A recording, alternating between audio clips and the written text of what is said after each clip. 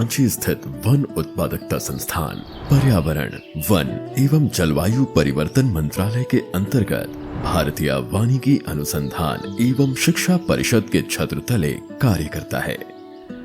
इस संस्थान का कार्य क्षेत्र भारत के पूर्वी राज्य बिहार, झारखंड और पश्चिम बंगाल है। पूर्वी भारत में 5 प्रमुख वन प्रकार विद्यमान है। इसके साथ ही यहाँ 3 प्रमुख कृषि पारिस्थितिक क्षेत्र तथा 11 उप कृषि पारिस्थितिक क्षेत्र पाए जाते हैं। वन अनुसंधान के क्षेत्र में यह संस्थान सन 1993 से कार्यरत है।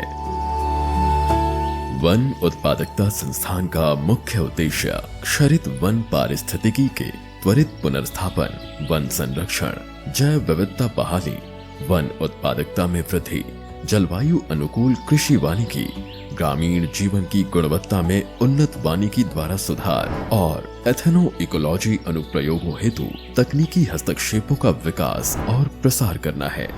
बिहार में वन क्षेत्र 8% से भी कम है, अतः लकड़ी और अन्य वन उत्पादों की आपूर्ति मुख्यतः कृषि वानिकी की उत्पादकता बढ़ने पर निर्भर है। झारखंड का लगभग 70% भूमि क्षरित है, अतः उत्पादकता बहुत कम है।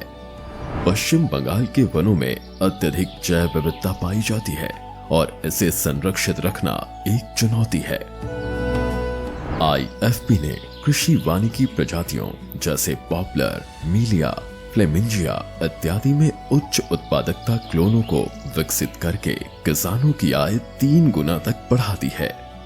सागवान, शीशम, काला शीशम, महुआ, नीम, कैसुरीना, यूकेलिप्टस, सेलेक्स, बीजा, साल इत्यादि तमाम वृक्ष प्रजातियां में उच्च उत्पादकता वाले जर्म प्लाज्म की पहचान कर जर्म प्लाज्म भंडार बनाया गया, जो अब अधिक आय के साथ ही प्रजनन प्रयोग द्वारा और अधिक गुणवत्ता वाले पौध तैयार करने में मदद दे रहे हैं।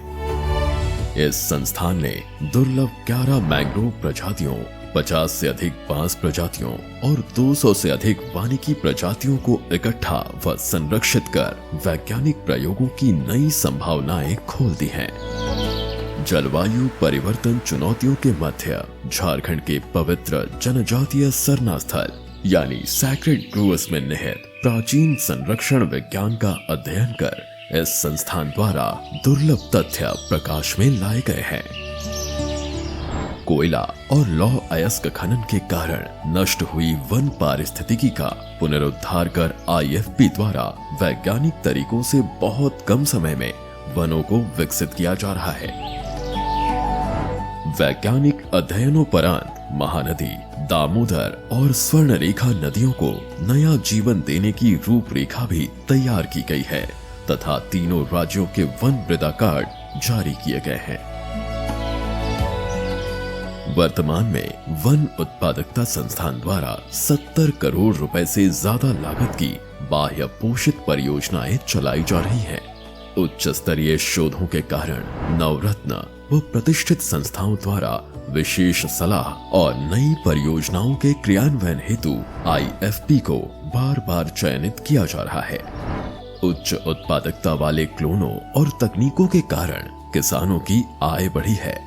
वैश्विक चुनौतियों के दृष्टिगत UNCCT, CBT और UNFCCC द्वारा निर्धारित लक्ष्यों को प्राप्त करने की दिशा में IFP शोधरत है। स्थानीय, राष्ट्रीय व अंतरराष्ट्रीय लक्ष्यों को प्राप्त करने के लिए IFP के वैज्ञानिकों द्वारा अथक परिश्रम व निष्ठा से किए जा रहे प्रयास अब फलित होने लगे हैं।